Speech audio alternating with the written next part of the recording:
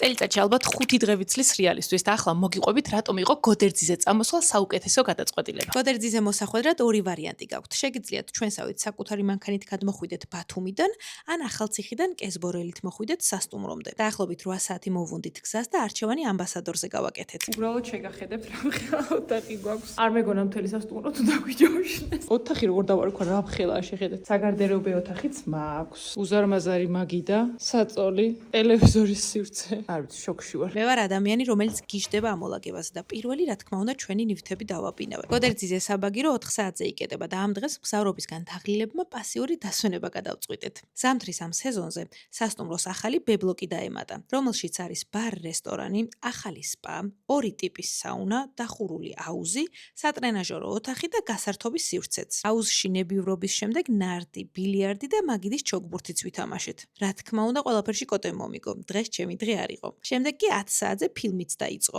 ამბასადორში შაბათის გარდა ყოველ საღამოს ფილმის ჩვენება აქვთ, ხოლო შაბათობით თვის ბოლომდე ვახშამზე რომანტიკული ცოცხალი მუსიკით შეგიძლიათ ისიამოვნოთ. გოდერძიზე სტუმრობის პირველ ვლოგს აქ დავასრულებ და შემდეგ ვიდეოში უშუალოდ სრიალის გამოცდილებაზე მოგიყვებით.